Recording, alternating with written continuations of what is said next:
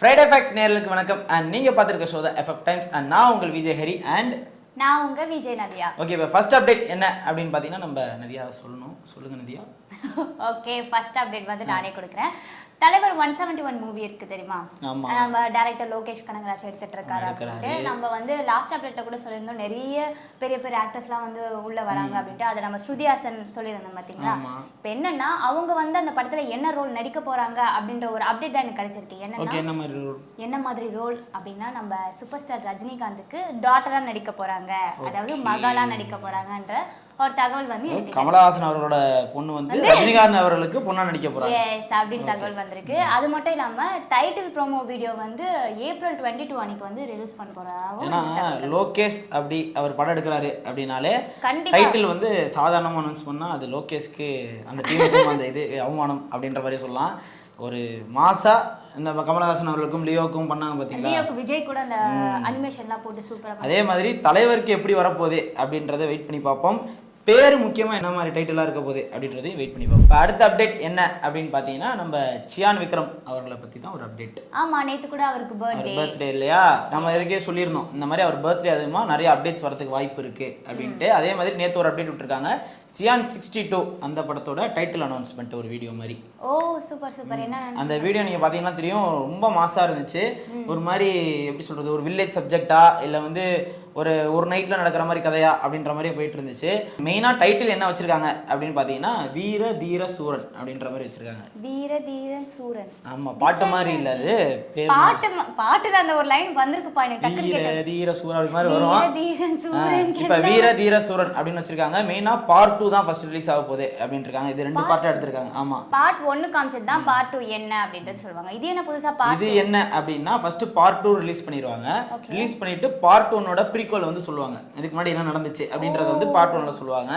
இது என்ன மாதிரியான கதை, என்ன மாதிரி ஒரு உலகத்துல இருக்கும் அப்படின்ற மாதிரி நிறைய பேசும்போது, கைதி வேர்ல்டு மாதிரி இருக்கலாம், அப்படி இல்லைன்னா காந்தாரா வேர்ல்டு மாதிரி இருக்கலாம் அப்படின்ற மாதிரி நிறைய பேர் சோஷியல் மீடியால பேசிட்டு வராங்க. சரி, வெயிட் பண்ணி பார்ப்போம் இந்த படம் எப்படி இருக்க போகுது அப்படின்றது. ஓகே, அடுத்த அப்டேட் என்னன்னு தெரியுமா? நம்ம தளபதி விஜய் அவரோட அப்டேட் தான். நீ நினைக்கிற மாதிரி கோட் இல்ல. என்னன்னா, நம்ம வந்து லாஸ்ட் அப்டேட்ல சொல்லிருந்தோம் பாத்தியா, கில்லி ரீ ரிலீஸ் பண்றாங்க 20th அன்னைக்கு. சோ என்னன்னா, இப்ப தளபதி படம் ரீ ரிலீஸ் பண்றாங்க அப்படின்னா ஆப்போசிட்ல ஒரு வரும். அப்போ தளபதி படம் அப்படினாலே இந்த பக்கம் தலப்படமா? ஏடி கண்டுபிடிச்சிட்டே கரெக்ட். தளபதினாலே இந்த பக்கம் தலை தான். சோ என்னன்னா அதுதான் விஷயம். என்ன படம்னா பயங்கரமா பிளாக் பஸ்டர் ஹிட் கொடுத்த மங்காத்தா மூவி தான் வரப்போகுது. மங்காத்தா அதாவது நம்ம தலையோட 50வது படம், நம்ம வெங்கட் பிரபு கேம் அப்படின்ற மாதிரி. எப்ப ரிலீஸ் ஆக போகுதுன்னா May 1 உழைப்பாளர் தினம் மட்டும் இல்லாம அவரோட பர்த்டே அன்னைக்கு வந்து ரிலீஸ் ஆக போகுது. சோ வந்து இப்ப மட்டும் இல்லைங்க, அப்பத்துல இருந்து வந்து தளபதினு பயங்கரமா வச்சுப்பாங்க. இப்ப பார்த்தா ரீ ரிலீஸ் பண்றாங்க. ஒரு பக்கம் ஹிந்தி, ஒரு பக்கம் மங்காத்தா. தியேட்டர் என்ன ஆக போகுது அப்படின்றது தெரியல, பொறுத்திருந்து பாருங்க மக்களே. இப்ப அடுத்த அப்டேட் எதை பத்தி அப்படின்னு பாத்தீங்கன்னா, நம்ம மலையாள சினிமால இருந்து ஒரு அப்டேட் எடுத்துட்டு வந்திருக்கேன். ஓ மலையாளமா? சொல்லுங்க. ஏன்னா வந்து நம்ம பிருத்திவிராஜ் சுகுமாரன் இருக்காரு இல்லையா, அவர் வந்து டைரக்ட் பண்ணுவாரு, ஆக்டிங் பண்ணுவாரு, ப்ரொடியூஸ் பண்ணுவாரு. இப்போ வந்து லூசிஃபர் 1 அப்படி எடுத்திருந்தா இல்லையா மோகன்லால வச்சு, இப்போ வந்து லூசிஃபர் 2 டைரக்ட் பண்ண போறாரு. அது வந்து எம்புரான் அப்படின்ற மாதிரி டைட்டில் வச்சிருக்காங்க.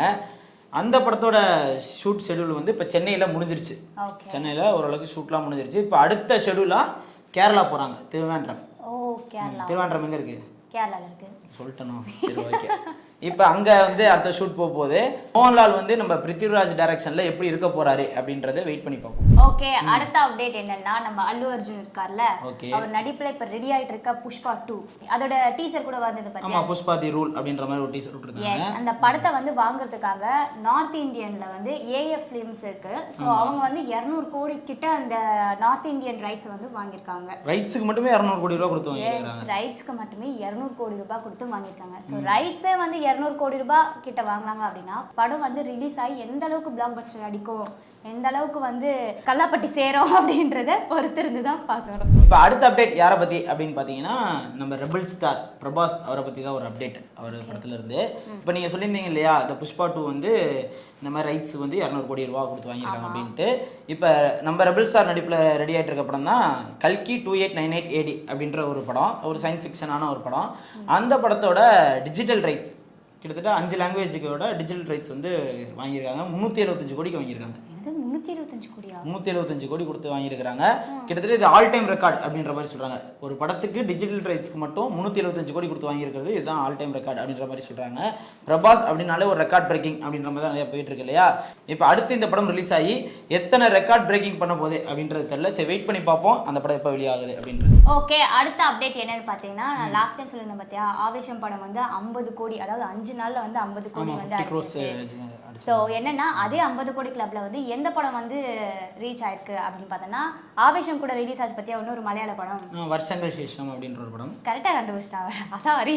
ஆமா, அந்த அளவுக்கு அந்த படம் வந்து நிறைய ட்ரெண்டிங்ல இருந்துச்சு. எஸ், அந்த படம் வந்து 50 கோடி கிட்ட வந்து அடிச்சிருச்சு. இதுல என்னன்னா, வருஷங்கள் சேஷம்ல நடிச்ச ஆக்டர் நம்ம நிவின் பாலி இருக்கார்ல, அவரோட ஆக்டிங் வந்து சூப்பரா இருக்கு அப்படின்னு சொல்லி நிறைய பேர் வந்து சொல்லிட்டு வராங்க. அந்த படம் வந்து இன்னும் எத்தனை கோடி வந்து ஹிட் கொடுக்க போகுது அப்படின்றத பொறுத்திருந்து பார்க்கலாம். இப்போ அடுத்து என்ன அப்படின்னு பார்த்தீங்கன்னா ஒரு நியூஸ் தான். ஏன்னா மன்சூர் அலிகான் வந்து ரீசெண்டாக இந்த பிரச்சாரத்துக்குலாம் போயிட்டு இருந்தார் இல்லையா? அங்கே வந்து அவருக்கு வந்து கொஞ்சம் உடல்நிலை சரியில்லாமல் போயிருக்கு.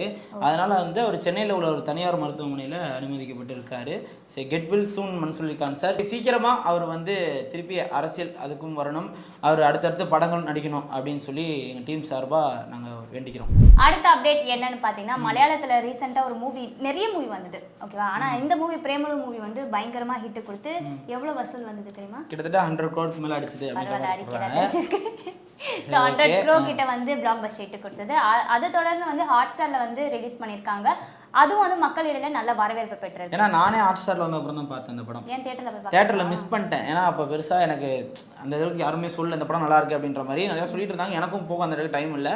பட் ஹாட் ஸ்டார்ல பார்த்ததுக்கு அப்புறம் வந்து நான் திருப்பி அந்த படம் ரீவாட்ச் தான் பண்ணிட்டு இருக்கேன். அந்த அளவுக்கு அந்த படம் ஒரு ஃபீல் குட்டாக இருக்கு.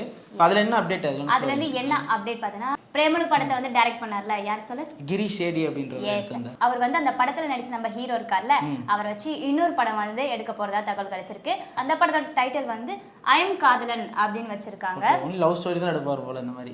ஆமா, ஏன்னா பிரேமலும் லவ் ஸ்டோரி இருக்கும்போது இதுவும் அப்படிதான் இருக்கும்னு நினைக்கிறேன். அது மட்டும் இல்லாம இந்த படத்தை வந்து எடுத்து முடிச்சிட்டாங்க அப்படின்ற ஒரு தகவலும் கிடைச்சிருக்கு. பொறுத்திருந்து பார்ப்போம் படம் எந்த அளவுக்கு ஹிட் கொடுக்கும் அப்படின்றது. இப்போ கடைசி அப்டேட் என்ன அப்படின்னு பார்த்தீங்கன்னா, ஹனுமான் அப்படின்ற ஒரு படம் வந்து ரீசெண்டாக ரிலீஸ் ஆயிருந்துச்சு. அதுவும் 3Dல வந்து பயங்கரமாக போயிட்டு இருந்துச்சு. இப்போ அந்த படத்தோட ஹீரோ தேஜா சேஜா இருக்கார் இல்லையா? அவர் வந்து இன்னொரு படம் பண்றாரு. அந்த படத்தோட பேர் வந்து மிராய் அப்படின்னு பேர் வச்சிருக்காங்க. இப்போ அந்த படத்தோட கிளிம்ஸ் ஒன்று ரிலீஸ் பண்ணியிருக்கிறாங்க. இப்போ அதில் பார்க்கும்போது என்ன தெரியுது அப்படின்னு பார்த்தீங்கன்னா, சத்தியமாக எனக்கு ஒன்றுமே தெரியல. ஏன்னா திடீர்னு வராங்க, பேசுகிறாங்க, அடிச்சுக்கிறாங்க, ஒன்றும் புரியல. இப்போ அதில் என்ன சுவாரஸ்யமான தகவல் என்னென்ன இருந்துச்சு அப்படின்னு பார்த்தீங்கன்னா, அந்த படம் வந்து கிட்டத்தட்ட ஒரு 6 லாங்குவேஜில் ரிலீஸ் பண்ண போகிறாங்க. மெயினாக சைனீஸில் அந்த படம் ரிலீஸ் பண்ண போகிறாங்க, அவங்க மொழியிலேயே. ஏன்னா அந்த கிளிம்ஸ் பார்க்கும்போது அதுலேயும் ஃபஸ்ட்டு வந்து இந்த சைனீஸ்காரங்க தான் காட்டுற மாதிரி அப்படி காட்டுறாங்க.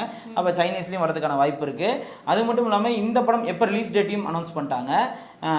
ஏப்ரல் 18, 2025 தான் ரிலீஸ் ஆக போகுது. இந்த படமும் 3Dல வரப்போகுது அப்படின்ற மாதிரி சொல்கிறாங்க. இவர் வந்து இன்னும் 3Dயை ஃபோக்கஸ் பண்ணியே போகிறாரா அப்படின்ற மாதிரி தெரியல. வெயிட் பண்ணி பார்ப்போம் மிராய் எப்படி ஒரு படமாக இருக்க போகுது அப்படின்றது. சரி, இதோட முடிச்சிடலாமா? முடிச்சிடலாம். ஸோ வந்து நம்மளோட அப்டேட்ஸ் எல்லாமே மக்கள் கிட்ட செலுத்தியாச்சு. உங்களுக்கு இன்னும் என்னென்ன அப்டேட்ஸ் வேணும் அப்படின்றத கமெண்ட் செக்ஷன்ல மறக்காம போட்டுருங்க. அது மட்டும் இல்லாம இந்த மாதிரி அப்டேட்ஸை நீங்க பார்க்கணும் அப்படின்னா மறக்காம சப்ஸ்கிரைப் பண்ணிக்கங்க, லைக் பண்ணுங்க. இதே மாதிரி சுவாரஸ்யமான நிறைய அப்டேட்ஸோட அடுத்த நிகழ்ச்சியில சந்திக்க வர உங்ககிட்ட இருந்து வெளிப்படுவது நான் உங்க விஜய் நதியா. நான் உங்கள் விஜய் ஹரி. தேங்க்யூ.